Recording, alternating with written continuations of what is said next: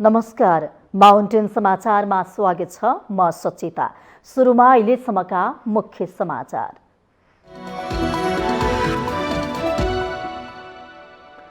आज श्रीकृष्ण जन्माष्टमी पर्व देशभर भगवान कृष्णको पूजा गरी मनाइँदै ज्ञानयोग, कर्मयोग र भक्तियोगका प्रणेता श्रीकृष्णको जन्म भएको दिनलाई महारात्रि पनि भनिने प्रचलन। राष्ट्रपति विद्यादेवी भण्डारीले पुनर्विचारको लागि फिर्ता पठाएको नागरिकता विधेयक प्रतिनिधि सभाबाट जस्ताको त्यस्तै पारित। पक्षमा 135 र विपक्षमा 60 मत। मतदान केन्द्र अपाङ्ग, अशक्त तथा लैंगिक मैत्री बनाउने व्यवस्था मिलाउन सरकारलाई निर्वाचन आयोगको निर्देशन। निर्वाचन अधिकृतको कार्यालय स्थापनामा सहजीकरण गर्न आग्रह। स्वदेशी कच्चा पदार्थमा आधारित उद्योग विस्तार गरी आयात प्रतिस्थापना गर्न व्यवसायीहरूलाई प्रधानमन्त्री देउवाको आग्रह। महिला उद्यमशीलतामा जोड। निर्वाचनको सरगर्मीका बीच माओवादी केन्द्र र एकीकृत समाजवादी बीच पार्टी एकताको चर्चा। आगामी निर्वाचनको मत परिणामले फेरि दूरी बढाउन सक्ने आशंका यथावत। चीनसँग तनाव बढिरहेको बेला ताइवानसँग औपचारिक द्विपक्षीय व्यापार गर्ने अमेरिकाको घोषणा। डिजिटल व्यापार छलफलको मुख्य एजेन्डा। र जिम्बाब्वे विरुद्ध पहिलो एक दिवसीय क्रिकेटमा पाउन टोली भारतको सहज जित। भारतसँग जिम्बाब्वे 10 विकेटको फराकिलो अन्तरले पराजय।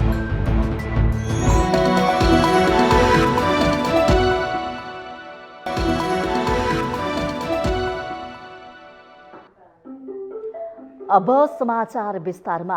आज श्रीकृष्ण जन्म अष्टमी पर्व देशभर आज श्रद्धालु भक्तजनहरूले श्रीकृष्ण जन्माष्टमी पर्व धुमधामको साथ मनाउँदैछन्। आज श्रद्धालु भक्तजनहरूले देशमा रहेका श्रीकृष्ण मन्दिरमा गई श्रद्धापूर्वक भक्ति गरेर श्रीकृष्ण जन्माष्टमी पर्व मनाउँदैछन्। विशेष गरी ललितपुरको पाटन स्थित कृष्ण मन्दिरमा आज बिहानैदेखि भक्तजनहरूको भिड लागेको छ। साथै गोठाटारको नवतम धाम बुढानीलकण्ठ स्थित श्रीकृष्ण भगवान मृत शङ्कु कृष्ण मन्दिरमा मेला लागेको छ। श्रद्धालुहरूले आज व्रत बसेर भगवान श्रीकृष्णको पूजा आराधना गरे जन्माष्टमी पर्व श्रद्धा भक्तिपूर्वक मनाउँछन्। श्रीकृष्णको झाँकी सहित शोभायात्रा निकाल्ने चलन पनि छ। ज्ञानयोग, कर्मयोग र भक्तियोगका प्रणेता मानिने श्रीकृष्णको जन्म द्वापर युगमा भाद्र कृष्ण अष्टमी अर्थात् आजकै मध्यरातमा भएकाले यो दिनलाई महारात्रि पनि भनिन्छ। भगवान विष्णुको अवतारको रूपमा वासुदेव र देवकीको कोखबाट जन्मिएका श्रीकृष्णले अन्याय, अत्याचार र राक्षसी प्रवृत्तिबाट सम्पूर्ण मानवको रक्षा गरेको धार्मिक कथन पनि छ। कुरुक्षेत्रमा कौरवहरूसँगको लडाईँमा संलग्न पाण्डवहरू मध्येका अर्जुनलाई श्रीकृष्णले दिएको उपदेश श्रीमद् भागवत गीताको रूपमा पूजिन्छ। यो हिन्दूहरूको पवित्र धर्म ग्रन्थ पनि हो। यो ग्रन्थ धेरै भाषामा अनुवाद भइसकेको छ।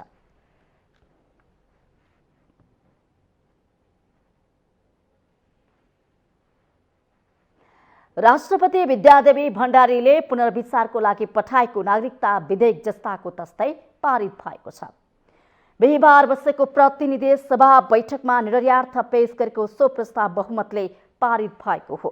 प्रस्तावको पक्षमा 135 मत, विपक्षमा 60 मत परेको थियो। सभामा तत्काल कायम रहेको सदस्य संख्या 195 रहेको र प्रस्तावको पक्षमा बहुमत रहेकाले सो प्रस्ताव बहुमतले पारित भएको सभामुख अग्निप्रसाद सापकोटाले घोषणा गर्नुभयो। नेपाल नागरिकता पहिलो संशोधन विधेयक 2079 लाई प्रस्तुत रूपमा पारित गरियोस् भन्ने प्रस्ताव बहुमतले पारित भएको घोषणा गर्दछु। यसअघि सो विधेयकबारे सांसदहरूले उठाएको प्रश्नको जवाफ दिँदै गृहमन्त्री बालकृष्ण खानले विधेयक अब रोकेर राख्न सक्ने अवस्था नरहेको बताउनु भएको छ। उहाँले प्रमुख प्रतिपक्षी दल एमाले नेतृत्वको अघिल्लो सरकारले ल्याएको विधेयक अनुसार नै आयोगले त्यसको विरोध गर्न नमिल्ने तर्क समेत गर्नु भएको छ। गृहमन्त्री खानले सरकारले विधेयक संविधान अनुकूल हुने गरी ल्याएको दावी गर्नुभयो। शीर्ष नेताहरूसँग बारम्बार छलफल गरेको, वार्ता र संवाद गरेको। उहाँहरू पार्टीको जिम्मेवार नेता हुनुहुन्छ। सत्ता पक्षका, प्रतिपक्षका सामूहिक रूपमा पनि हामीले छलफल गर्यौं। राष्ट्रपतिले वैवाहिक अङ्गीकृत प्रादेशिक पहिचान, महिलाको आत्मसम्मान लगायतका विषय उल्लेख गर्दै नागरिकता विधेयकलाई पुनर्विचार गर्न भन्दै साउन 29 गते प्रतिनिधि सभामा फिर्ता पठाउनु भएको थियो। प्रतिनिधि सभाको बैठकमा राष्ट्रपतिको सन्देश र नागरिकता विधेयकमाथि बिहिबार 11 बजेदेखि छलफल भएको थियो। छलफलको क्रममा सत्तापक्षका सांसदहरूले राष्ट्रपतिले संसदबाट पारित विधेयक फिर्ता पठाउनु गलत भएको तर्क राखेका थिए भने प्रमुख प्रतिपक्षी एमालेका सांसदहरूले विधेयकमा वैवाहिक अङ्गीकृतको व्यवस्था राख्ने अवसरको रूपमा सदुपयोग गर्न माग गरेका थिए। एमाले सांसदहरूले नेपाली नागरिकसँग विवाह गरेर आउने विदेशी महिलाहरूलाई विवाह गरेको 7 वर्षपछि नागरिकता दिने व्यवस्था राख्नुपर्ने माग गरेका थिए। राष्ट्रपति भण्डारीले नागरिकता कानून बनाउँदा ऐतिहासिक पक्षहरूको समग्र अध्ययन गर्न आवश्यक रहेको र नागरिकताका सिद्धान्तहरूको खोजी हुनुपर्ने सन्देशमा उल्लेख गर्नु भएको छ। यस्तै वैवाहिक अङ्गीकृत नागरिकताको विषयलाई स्थायी रूपमा समाधान गर्नुपर्ने प्रतिनिधि सभाको राज्य व्यवस्था तथा सुशासन समितिले तयार पारेको नागरिकता विधेयकको प्रतिवेदनमा पनि ध्यान जानुपर्ने राष्ट्रपतिको भनाइ छ। प्रतिनिधि सभाको अर्को बैठक भदौ 5 गते आइतबार बिहान 11 बजेको लागि बोलाइएको छ।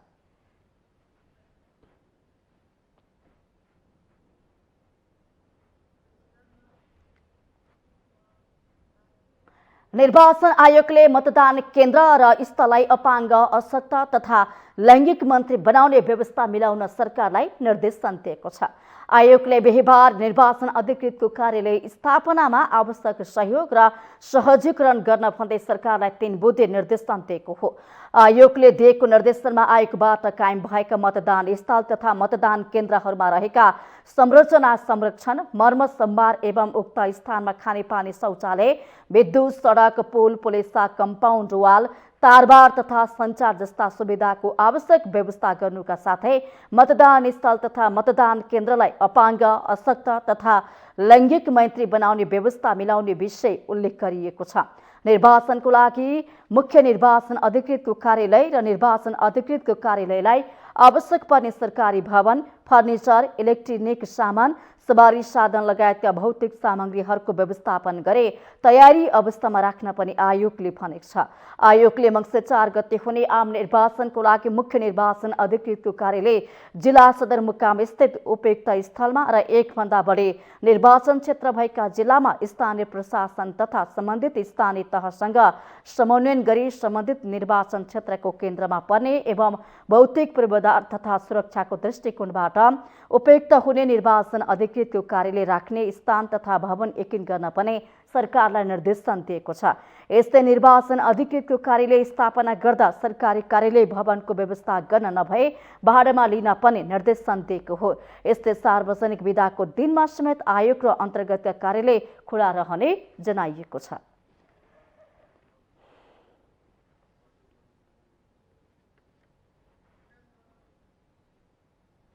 प्रधानमन्त्री शेरबहादुर देउवाले स्वदेशी तथा कच्चा पदार्थमा आधारित उद्योग व्यवसायलाई विस्तार गरी आयात प्रतिस्थापना गर्न उद्योगी व्यवसायहरूलाई आग्रह गर्नु भएको छ। बिहिबार ललितपुरको 6मा छैटौं अन्तर्राष्ट्रिय महिला व्यापार मेलाको उद्घाटन गर्दै प्रधानमन्त्री देउवाले स्वदेशी कच्चा पदार्थमा आधारित उद्योग व्यवसायलाई विस्तार गरी आयात प्रतिस्थापना तथा निर्यात प्रबन्धन गर्न आग्रह गर्नु भएको हो। उहाँले महिला उद्यमशीलता प्रवर्धन क्षेत्रलाई थप प्रभावकारी बनाई रचनात्मक भूमिका निर्वाह गर्न आवश्यक रहेको पनि बताउनु भएको छ। स्वदेशमै उपलब्ध कच्चा पदार्थ स्रोत साधनलाई अधिकतम प्रयोग गरी स्वदेशमा उत्पादित सामग्री निर्यात गर्ने र विदेशी मुद्राको आर्जन, रोजगारी विस्तार गर्नमा ध्यान दिनुपर्ने उहाँको भनाइ छ। स्वदेशी कच्चा पदार्थ र नेपाली मौलिक विविधता सिपबाट उत्पादित स्वदेशी वस्तुहरूलाई प्राथमिकताका साथै समावेश गरी यस्ता वस्तुहरूको प्रचार प्रसार तथा बजारको विस्तार गर्न आवश्यक छ। यसबाट निकासी पद्धतिमा सहयोग पुग्नका साथै हाम्रा दिदीबहिनीहरूले सञ्चालन गर्ने भएको साना तथा मझौला उद्योगहरूको समेत उद्योगको विकास समेत मद्दत पुग्नेछ। भदौ 6 गतेसम्म सञ्चालन हुने व्यापार मेलामा देशभरका साना तथा मझौला महिला उद्यमी व्यापारीदेखि महिला निर्यातकर्ताको साथै अन्तर्राष्ट्रिय उद्यमी महिलाहरूको सहभागी रहेका छन्। नेपालमा उत्पादित वस्तु तथा हस्तकलाको आन्तरिक बजार विकास तथा निर्यात व्यापारलाई प्रबन्धन गर्ने उद्देश्य महासङ्घले राखेको छ।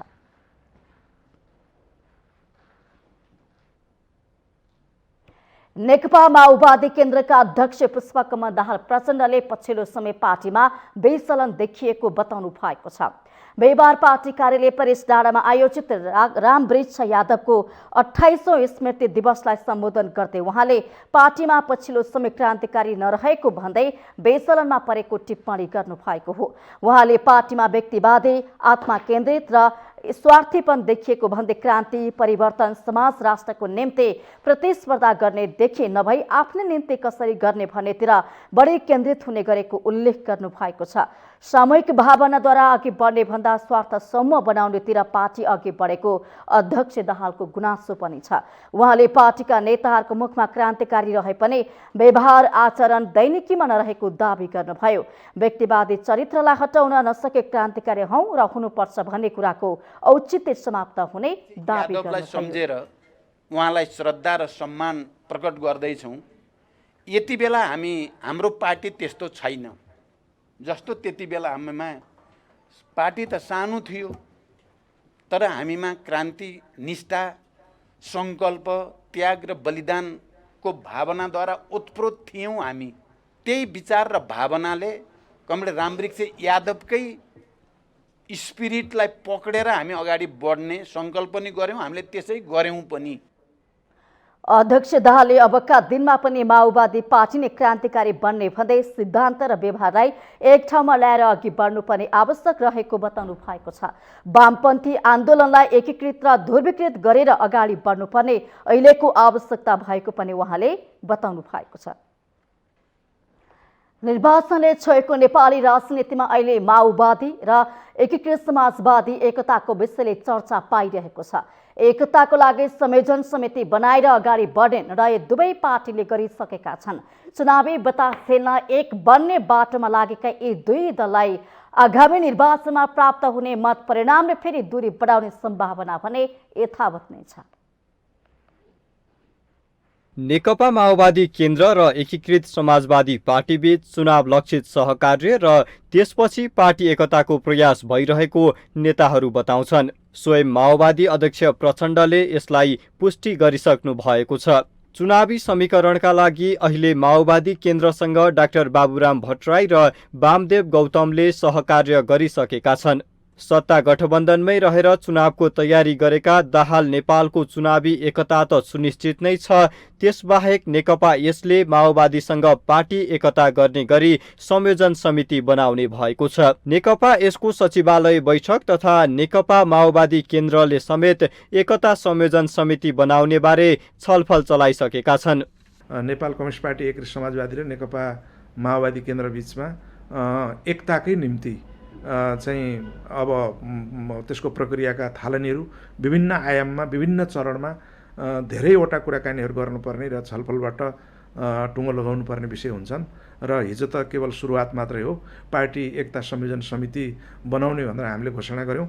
माओवादी पार्टीबाट पनि त्यो घोषणा भएको छ र अब छिट्टै चाहिँ उच्चस्तरीय शीर्ष नेताहरूकै नेतृत्वमा एउटा संयन्त्र बन्छ। तत्कालीन नेकपाबाट विभाजित भई फरक फरक पार्टीका रूपमा रहेका यी दुई दलहरूको अस्तित्व भिन्ना भिन्नै भन्दा एक भएर जानुमा प्रभावशाली हुने दुवै अध्यक्षले बुझेका छन्। तत्कालीन नेकपा अध्यक्ष केपी ओलीको कार्यशैलीको कटु आलोचना गर्दै वर्तमान सरकार बनाउन महत्त्वपूर्ण भूमिका खेलेका दाहाल नेपाललाई आफ्नो शक्ति बचाइराख्न समेत वाम एकताको आवश्यकता महसुस भइरहेको छ। तर चुनाव अगावै पार्टी एकता गर्नेमा भने दुवै दल हतारिएका छैनन्। संयोजन समितिबाट तहगत वार्तालाई अगाडि बढाउँदै लाने र एकताको खाका कोर्ने मनस्थिति उनीहरूको छ। पार्टी एकता संयोजन समिति बनाउने कुरा चाहिँ हो, त्यो छलफल चलिराखेको छ।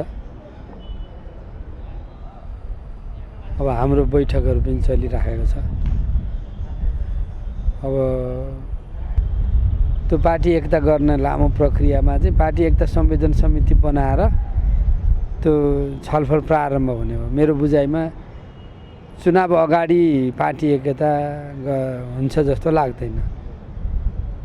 छलफलका प्रक्रिया सुरु हुन्छन्।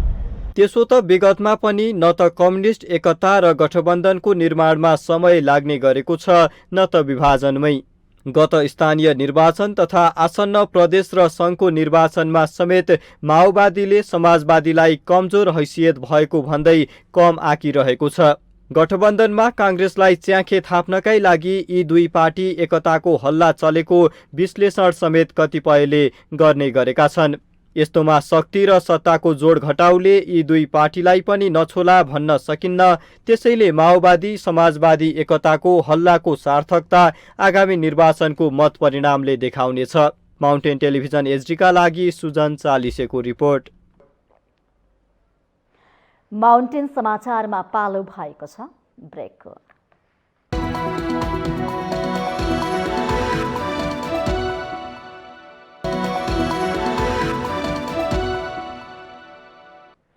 ब्रेकपछि स्वागत छ। अब बाँकी समाचार। राष्ट्रपति विद्यादेवी भण्डारीले पुनर्विचारको लागि फिर्ता पठाइदिएको नागरिकता विधेयकबारे बिहीबार प्रतिनिधि सभामा सत्ता र प्रतिपक्षका सांसदहरूले आफ्नो धारणा राखेका छन्। प्रमुख प्रतिपक्षी एमाले सहमतिमै विधेयक टुङ्गो लगाउन प्रस्ताव गरे पनि चुनावको मुखमा गठबन्धनले नागरिकताका कुनै पनि विवादित विषय छुन चाहेको भने देखिएन।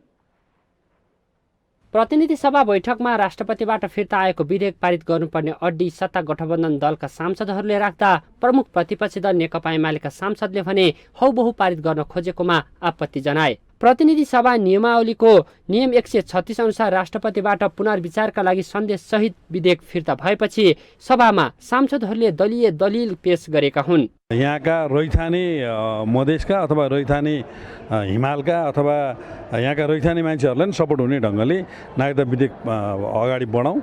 अब यो संसदीय समितिमा गएको विधेयकलाई फिर्ता लिएर अहिले पनि राष्ट्रपतिज्यूबाट आएको सुझावसहित आएको विधेयकलाई संसदीय समितिमा नलइकन जुन यो नियमावलीलाई मिचेर जुन हतार पास गर्न खोजिँदैछ यसको चाहिँ उद्देश्य हामीले बुझ्न सकेनौँ। यो चाहिँ कार्यपालिकाले व्यवस्थापिकामाथि हस्तक्षेप गर्न खोजेको र 5 दलीय गठबन्धनलाई संसदीय मर्यादा मूल्य र मान्यतालाई अपमान गरेको जस्तो अनुभूति हामीले गरेका। संसदले दोस्रो पटक फेरि राष्ट्रपति भण्डारी समक्ष नागरिकता विधेयक पेश गरेकोमा राष्ट्रपतिले उक्त विधेयकलाई स्वीकार्नुको संवैधानिक विकल्प छैन। संविधानले कुनै पनि विधेयक 2 पटक पुनर्विचार गर्न पठाउन पाउने व्यवस्था गरेको छैन। विधेयकलाई संसदले जस्ताको तस्तै वा संशोधन सहित पारित गरेर पठाएमा राष्ट्रपतिले रोक्ने ठाउँ देखिँदैन।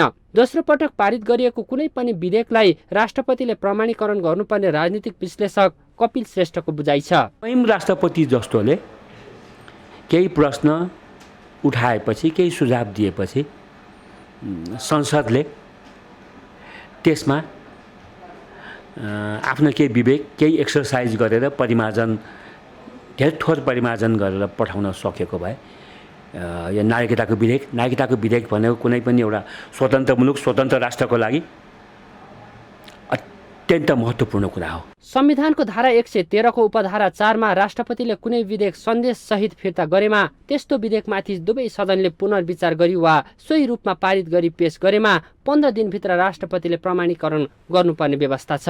विधेयक सम्बन्धमा एमाले लिएको अडानलाई नेपाली कांग्रेसले भने राजनीतिक फण्डाको संज्ञा दिएको छ। राष्ट्रिय सहमतिको दस्तावेजै हो के 2063 को अन्तरिम संविधान 2072 को संविधान राष्ट्रिय सहमतिको दस्तावेज होइन।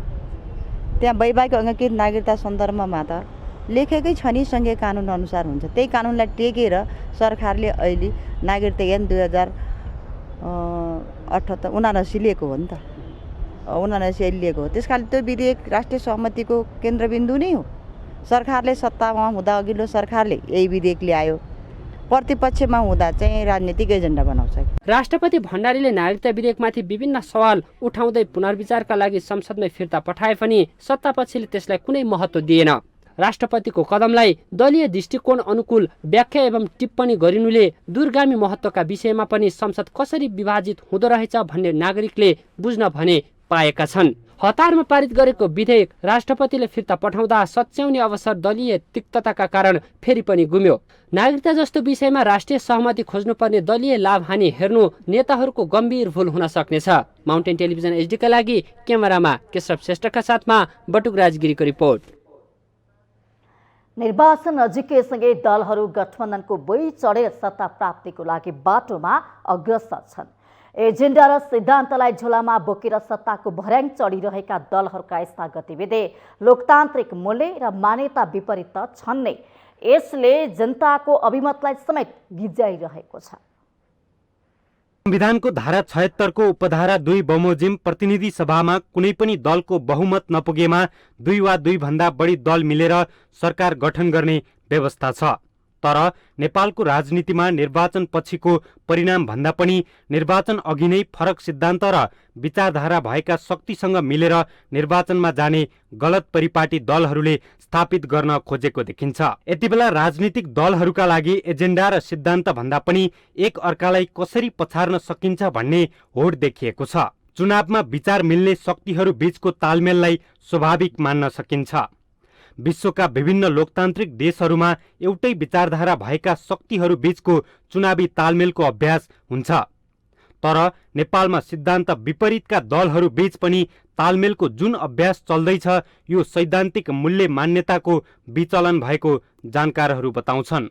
फाइदाको लागि जो कोही पनि मिल्न तयार छन्। नेपाल यस्तो स्थिति भएको छ कि यी दलहरूको साइनबोर्ड मात्र फरक हो। जसको कार्यालयमा जसको साइनबोर्ड राखिदिए पनि हुन्छ। अहिले एउटै भइसके, फरक केही पनि छैन होइन। माओवादी र एमालेमा के फरक, एमाले र कङ्ग्रेसमा के फरक, कङ्ग्रेस र राप्रपामा के फरक होइन। त त्यस्तो भइसके पछाडि आम जनतालाई चाहिँ अब यतिखेर चाहिँ उनीहरू चाहिँ दल हेरेर भोट दिने छाँटकाँट छैन। अब निर्वाचनमा दलहरू आफ्नो एजेन्डा र सिद्धान्त लिएर जनतामाझ जानुपर्ने हो। राजनीतिक दलका तिनै निश्चित विचार, सिद्धान्त र एजेन्डाका आधारमा जनताले आफ्नो अभिमत दिने गर्दछन्। तर निर्वाचनको मिति नजिकै गर्दा सत्ता या प्रतिपक्ष जसरी पनि आफ्नो शक्ति ठूलो बनाउन कम्मर कसेका छन्। नेपालको राजनीति यति बेला 2 ध्रुवमा बाँडिएको छ। नेपाली कांग्रेस नेतृत्वको वाम लोकतान्त्रिक गठबन्धन एकातिर छ भने त्यसको प्रतिकारमा प्रतिपक्ष एमाले पनि पूर्व पञ्चहरूको पार्टीसँग सहकार्यको हात अगाडि बढाएको छ। विचार सिद्धान्त नमिल्नेहरूसँग चुनावी तालमेल गर्नुपर्ने बाध्यता संवैधानिक प्रावधानले पनि उत्पन्न गराएको देखिन्छ। संविधानले मिश्रित निर्वाचन प्रणाली अंगीकार गरेका कारण प्रत्यक्षतर्फ अग्रस्थानमा रहँदा पनि समानुपातिक तर्फबाट बहुमत सिद्ध गर्न नसक्ने देखेरै दलहरूले एकअर्काको काँध टेकेर सत्तामा जाने तिग्दम रचेका हुन्। जसरी पनि सत्तामा पुग्ने ध्येय बोकेका दलहरूको व्यवहारले लोकतान्त्रिक विधि र पद्धतिलाई भने गिज्जाइरहेको छ। अहिले यो संविधान निर्माण प्रक्रियापछि विशेष गरेर चाहिँ यो सरकारमा जाने भनेको जसरी तसरी सरकार चाहिँ बनाउने र भागभण्डामा चाहिँ सरकार चाहिँ 5 वर्ष चाहिँ टिकाउने चाहिँ अभिप्राय भएको कारणले गर्दा त्यस्तो सैद्धान्तिक छलफल र एजेन्डा लिएर गएको देखिन्छ। सबै राजनीतिक दलहरू आफ्नो एजेन्डा र जनाधार सबैभन्दा बलियो भएको धाक लगाउन पछि पर्दैनन्। तर ती एजेन्डा लिएर एक्लै जनतामा जाने हिम्मत भने कसैले गर्दैनन्। दलहरू जनता केन्द्रित भन्दा पनि सत्ता केन्द्रित हुँदा यसले नेपाली राजनीतिलाई भने बेलगाम घोडा जस्तै बनाएको छ। माउन्टेन टेलिभिजन HD का लागि क्यामेरामा निखिल कपालीका साथमा शीतल रिजाल, काठमाडौँ। नेपाली कांग्रेसले स्थानीय निर्वाचन 2079बाट पार्टीका तर्फबाट निर्वाचित जनप्रतिनिधिको लागि अभिमुखीकरण कार्यक्रम सम्पन्न गरेको छ। देशभरिबाट काठमाडौँमा भेला भएका नवनिर्वाचित जनप्रतिनिधिहरूले आफ्नो क्षेत्रमा भएका समस्या र समाधानबारे छलफल गरे। कांग्रेसका केन्द्रीय नेताहरूले भने जनप्रतिनिधिहरूबाट पार्टीले गरेको अपेक्षा र आचरणबारे प्रशिक्षित गराएका छन्। प्रदेश र संघको निर्वाचनको मिति घोषणा गरेपछि स्थानीय तहमा निर्वाचित भएका प्रमुख, उपप्रमुख लगायतलाई राजधानी बोलाएर प्रशिक्षण दिएको हो। पार्टीले स्थानीय जनप्रतिनिधिहरूबाट गरेको अपेक्षा र आचरणबारे केन्द्रीय नेताहरूले प्रशिक्षण दिएका थिए। कार्यक्रममा कांग्रेसबाट निर्वाचित जिल्ला समन्वय समितिका प्रमुख, उपप्रमुख, नगर प्रमुख, उपप्रमुख, गाउँपालिका अध्यक्ष, उपाध्यक्ष लगायत कांग्रेस केन्द्रीय कार्य समितिका पदाधिकारी र सदस्य उपस्थित थिए। त्यसक्रममा जनप्रतिनिधिहरूले आफ्नो स्थानीय तहमा रहेको समस्याबारे खुलेर बहस गरे।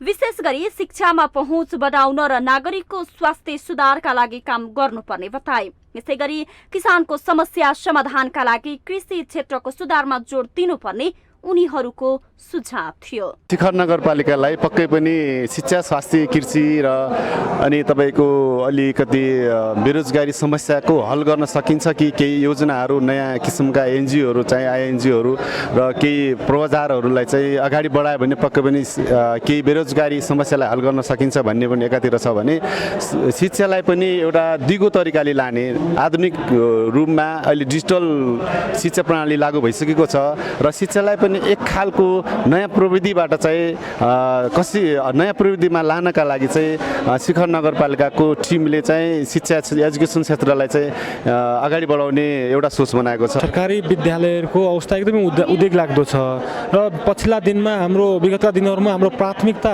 इन्फ्रास्ट्रक्चर डेभलपमेन्टमा भयो तर क्वालिटी इन्हेन्समा हाम्रो त्यो प्राथमिकता नभएको हुनाले अहिले त्यहाँ सरकारी विद्यालयको गुणस्तरको अवस्था एकदमै नाजुक भएकाले र पछिल्लो एसइएको नतिजा हेर्ने हो भने जम्मा 5% मात्रै विद्यार्थी उत्तीर्ण हुनु भएको छ। युथहरूलाई एकैचोटि अब रोजगारीका थुप्रै अवसरहरू सृजना गर्ने गरी त हामीले त्यो किसिमका सम्भावना र यसै वर्षदेखि कार्यान्वयन गर्न सक्दैनौँ तर बेसिक रूपमा यस वर्ष हामीले केही स्किल्सहरू दिनुपर्छ युथहरूलाई। विशेष गरी उत्पादनसँग जोडिने कुरामा चाहिँ हामी बिस्तारै त्यसलाई चाहिँ प्राथमिकतामा राखेका छौँ। भानुको जुन इतिहास छ राष्ट्रिय विभूतिको नाममा नामाकरण भएको त्यो ठाउँलाई चाहिँ एउटा राष्ट्रिय होइन अन्तर्राष्ट्रिय रूपमा नै साहित्यिक क्षेत्रबाट त्यो ठाउँको समग्र विकासको निमित्त चाहिँ अगाडि बढ्न सक्ने धेरै ठुलो सम्भावना भएकोले चाहिँ मैले देश र विदेशमा रहने सबैलाई चाहिँ साहित्यिक पर्यटनको क्षेत्र मार्फत समग्र भानुको समृद्धिको आधारहरू चाहिँ तय गर्नका निमित्त चाहिँ विशेष गरी त्यो ठाउँलाई चाहिँ मैले चाहिँ एउटा योजनामा चाहिँ राख्दैछु। दूरदराजदेखि भेला भएका उनीहरूले यातायातको राम्रो सुविधा उपलब्ध गराउन नसक्दा जनजीवन कष्टकर रहेकाले त्यसमा पनि आफ्नो प्राथमिकता रहेको बताए। शिक्षा, स्वास्थ्य र रोजगारी जस्ता कार्यक्रमलाई प्रमुख प्राथमिकतामा समेटेर आउँदा 5 वर्ष काम गर्ने प्रतिबद्धता पनि उनीहरूको छ। भूकम्प पहिरो गएर अनि बाटो कार्यालयमा पनि पुग्न नसक्ने अवस्था पनि थियो। त्यो माथिल्लो भेगमा बाटोको धेरै आवश्यकता छ। सडकको मेन कुरा अब राजधानीसँग जोडेको जिल्ला धादिङ जिल्ला भए पनि हामीलाई सडकको चाहिँ एकदम बाटो सहज भइदिए, बाटो राम्रो भइदिए, बाटो 12 महिना चल्ने भइदिए भन्ने छ र त्यसको लागि अब हामी यो 5 वर्ष नलागिकन यो कार्यकालदेखि अब सुरु गरिरहेको छु।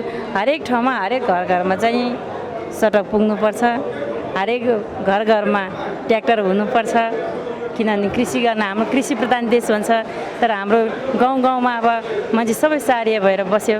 गाउँमा जग्गा जमिन सबै पार्टीहरूले प्रतिनिधि र कार्यकर्तालाई बेला बेलामा प्रशिक्षण दिइ नै रहेका हुन्छन् तर प्रशिक्षणको प्रभावकारितामा अध्ययन भने कमै हुने गरेको पाइन्छ।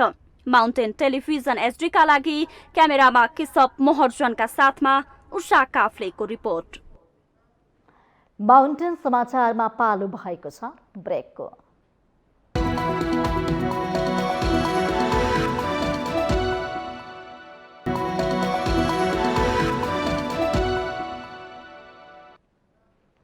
ब्रेकपछि स्वागत छ। अब बाँकी समाचार। काठमाडौँका धेरै ठाउँमा सडक पेटी छैनन्। अधिकांश स्थानमा बनेकै सडक पेटी पनि पैदल यात्रुको चाप धान्न नसक्नेमा छन्। मापदण्ड विपरीतका सडक निर्माण सवारी व्यवस्थापनको चुनौती मात्र होइन, दुर्घटनाको मुख्य कारण पनि बनेको छ। काठमाडौँ महानगरपालिकाले व्यवस्थित महानगरको परिकल्पना गर्दै गर्दा पूर्वाधार निर्माणको ढाँचा नै व्यवस्थापनको मुख्य चुनौती बनिरहेको छ। शहरका धेरै स्थानमा सडक पेटी छैन। मुख्य सडकहरूमा रहेका सडक पेटीको हिँड्नै मुस्किल हुने दुर्गति छ।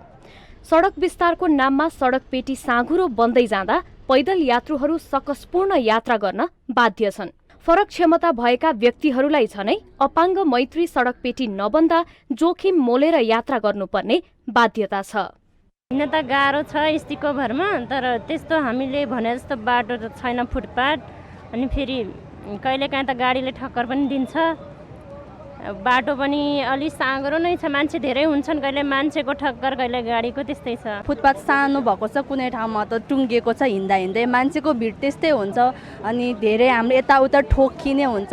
झन् अहिले त ठोकिँदा त के हुँदैन, धेरै मेन हामीलाई प्रब्लम चाहिँ कोभिड-19को बेलामा जसरी हामी टच गर्न मिल्दैन त्यति बेलामा नि फुटपाथ सानो भएकोले चाहिँ हामीलाई धेरै प्रब्लम हुन्छ नि त त्यो बेलामा। हामी सर्वसाधारणको लागि चाहिँ यो फुटपाथ एरियामा हिँड्नलाई आवत जावत गर्नलाई जहिलेसम्म पनि गाह्रो परिरहन्छ। यो चाहिँ यहाँको प्रमुखलेदेखि लिएर देशको प्रधानमन्त्री समेत यो कुरा चाहिँ बुझ्न अति आवश्यक छ। फुटपाथमा यो व्यवस्थापन गर्नको लागि एक दुईजना यो फुटपाथका व्यापारीहरूलाई हामीले निकाल्दा बित्तिकै छोड्दा बित्तिकै फुटपाथको समस्याको समाधान होला जस्तो लाग्दैन। यो फुटपाथले अब हाम्रो जुन रेसियोमा नेपालको जनसङ्ख्या वृद्धि भइरहेको छ त्यो रेसियो चाहिँ यो फुटपाथले धान्न सक्ने अवस्था छैन। त्यसकारण फुटपाथ चौडा पनि हुन जरुरी छ र जुन अहिले बनिसकेको अवस्था छ त्यसलाई क्लियर राखेर जति सर्वसाधारणलाई आवत जावत गर्न सजिलो होस्। साँघुरो सडक पेटी कतिको छाक टार्ने एउटै विकल्प बनेको छ भने कतै पार्किङ स्थल, कतै निर्माण सामग्री त कतै विद्युत प्राधिकरणको क्याबिनेट उभ्याइएको छ। बिजुलीका पोल र लत्रिएका तारको खतराका कारण पैदल यात्रुहरू मूल सडकबाटै यात्रा गर्न बाध्य छन्, जसले सवारी व्यवस्थापनमा चुनौती मात्रै नभएर दुर्घटनाको मुख्य कारण पनि बनेको महानगरीय ट्राफिक प्रहरी प्रवक्ता राजेन्द्र प्रसाद भट्ट बताउनुहुन्छ। सडकमा सबैभन्दा संवेदनशील भनेको पैदल यात्रु हो। गत आर्थिक वर्षको तथ्याङ्क हेर्ने हो भने काठमाडौँ उपत्यकामा सवारी दुर्घटनामा 191 जनाको मृत्यु भएको छ र त्यसमा 191 जनामध्ये 58 मृत्यु चाहिँ पैदल यात्रुको भएको छ। यसरी हेर्दाखेरि पैदल यात्रु स्वयंलाई पनि त्यो एकदमै संवेदनशील छ, स्वयं पनि धेरै रिस्कमा हुन्छ पैदल यात्रु र ट्राफिक व्यवस्थापनको हिसाबले र दुर्घटना बढाउने हिसाबले पनि यो एकदमै संवेदनशील विषय। सडक मापदण्ड 2070 का अनुसार पैदल यात्रुको चापका आधारमा 1.5 मिटरदेखि 2.5 मिटरसम्मको सडक पेटीको व्यवस्था गरिनुपर्छ। तर मापदण्डमा उल्लेख गरेकै चौडाई पर्याप्त नहुने र बनेका सडक पेटी पनि सो अनुरूप नभएको पूर्वाधार विज्ञ डाक्टर सूर्यराज आचार्यको भनाइ छ। हाम्रो सहरमा सडकको लागि हामीले चौडाइ छुट्याएका छौँ, 20 मिटर 30 मिटर कुनै कुनै 50 मिटरको पनि छन्। त्यसमा गाडी हिँड्नेलाई कति प्राथमिकता दिने हो र पैदल यात्रुलाई कति प्राथमिकता दिने हो भन्नेमा हामीसँग स्पष्ट नीति छैन। त्यसले गर्दाखेरि जस्तो 1 मिटरको फुटपाथमा त दोहोरो मान्छे पास हुनु पनि मिल्दैन। बिहान बेलुकाको छाक टार्न बसेका व्यापारीलाई हटाएर सडक पेटी खाली गर्ने महानगरको स्मार्ट सिटीको अवधारणालाई यस्ता दृश्यले गिज्याइरहेको छ। सडक दुर्घटना न्यूनीकरण, पैदल यात्रुको सहज र सुरक्षित यात्राका लागि सडक पेटी निर्माण र विस्तारमा सरकारको ध्यान जान आवश्यक छ। माउन्टेन टेलिभिजन एसडी का लागि क्यामेरामा निखिल कपाली र विवेक श्रेष्ठका साथमा प्रतिमा धरेल, काठमाडौँ। हामीसँग आर्थिक, अन्तर्राष्ट्रिय र खेल समाचार बाँकी नै छन्। माउन्टेन समाचारमा पालो भएको छ ब्रेकको।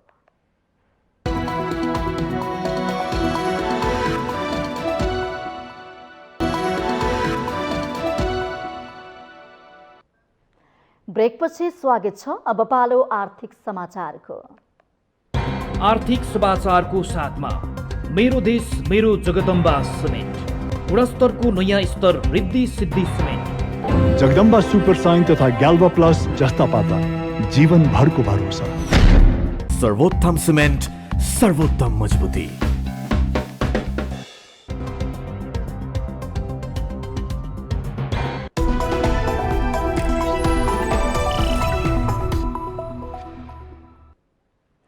यस वर्ष पनि किसानहरूले विगत जस्तै रासायनिक मलको अभाव खेप्नु परेको छ। सुनसरीमा युरिया मलको अभाव हुँदा धान बालीमा राख्न नपाएपछि किसान उत्पादनमा कमी आउने भन्दै चिन्तित बनेका छन्। मल लिन मध्यरातमा लाइन बसेका किसान भोलिपल्ट रित्तो हात फर्कने गरेका छन्। 12वटा स्थानीय तह रहेको सुनसरीका अधिकांश स्थानीयको आम्दानीको मुख्य स्रोत नै धान खेती हो। झार गोडेपछि युरिया राख्ने समय सकिन लाग्दा पनि मल नपाएपछि किसानहरू निराश बनेका छन्। उत्पादन बढाउन सामान्यतः धान रोपेको 1 महिनामा खेतमा युरिया मल राख्नुपर्ने हुन्छ। तर रोपेको 2 महिना पुग्न लाग्दा पनि सुनसरी सहित तराईका अधिकांश किसानले खेतमा मल राख्न पाएका छैनन्। मल नपाउँदा कडा मेहनत र धेरै लगानीमा धान खेती गरे पनि उत्पादनमा कमी आउने किसानहरूको भनाइ छ। सरकारले कहिलेकाहीँ मुस्किलले प्रति किसान 25 केजी मल दिँदै आएको छ। त्यति थोरै परिणामको मल लिन पनि मध्यरातदेखि लाइन बस्दा समेत भोलिपल्टसम्म नपाएको किसानहरू बताउँछन्। बनाइदिनु पर्यो नि। हामीहरू हिजोदेखि आएर लाइनमा बस्दा जब हाम्रो पालो आउने बेला भयो ढोका बन्द भयो। हिजो 140 को टोकन अहिलेसम्म मल पाएको छैन। बिहानदेखि लाइनमा बसेको त्यस्तै झै झगडा भएको भइगर्छ। हामीलाई त सुविधा चाहियो क्या। सरकारले चाहिँ भोट माग्ने बेला चाहिँ सरकारले हजुर हजुर भनेर भोट माग्न आउँछ। पहिले हामीले यस्तो शास्ति बिहोर्नु परेको छ। हिजोदेखि भोकै तिर्खै बसेको मान्छे अहिलेसम्म पाएको छैन। अब 2 बिघा खेती छ, 25 किलो युरिया दिन्छ। आज 3 दिनदेखि बसिरहेको छु। के हुन्छ हालत? धान बिग्रेर यहाँ पहिलो भइसकिरहेछ। आइतबार 2 बजे दिउँसोदेखि बसे, 1 बजे युरिया झरो, 2 बजेदेखि बसे। राति पानीमा यहीँ छु, रातभरि आइतबार। जिल्लाभर मलको अभाव भइरहँदा रामधुनी नगरपालिकामा भने 60 बोरा मल पुगेको थियो। तर त्यो रामधुनीका लागि नै पर्याप्त छैन। जति मल दिन्छ साझामा त्यति नबाट्ने हो। हामी किसान बाहेक कसैलाई बाँटेको पनि छैन। त्यसैले सरकार हाम्रो प्रशस्त मल पुगोस् भनेर मेरो इच्छा छ। पहिले यो संस्थाले 8000 बोरा वितरण गरेको छ। अब अहिले 600 बोरा मात्रै दिएको छ।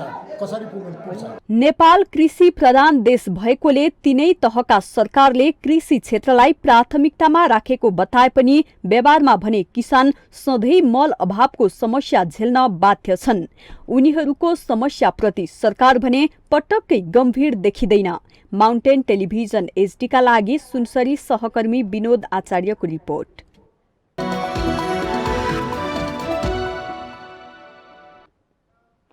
ब्रेकपछि स्वागत छ। यो सँगै हामी माउन्टेन समाचारको अन्त्यमा आइपुगेका छौं। जाँदा जाँदै मुख्य समाचार पुनः एकपटक।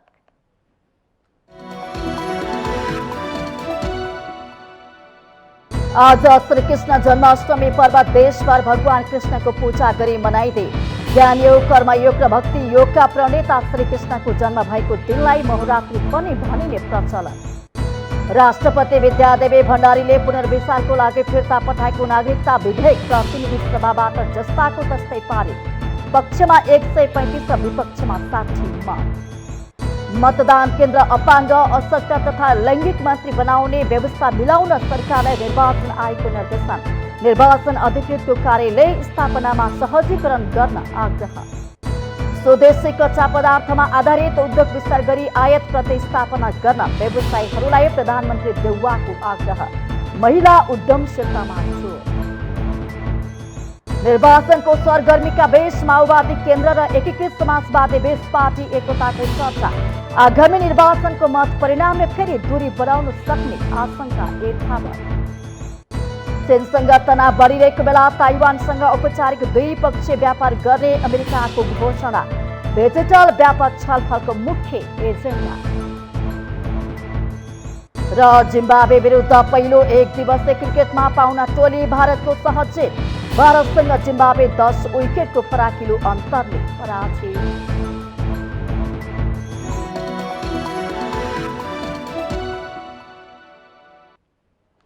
माउन्टेन समाचार अहिलेलाई सकियो। सत्य, तथ्य र निष्पक्ष समाचारको लागि माउन्टेन टेलिभिजन एचडी हेर्दै रहनुहोला।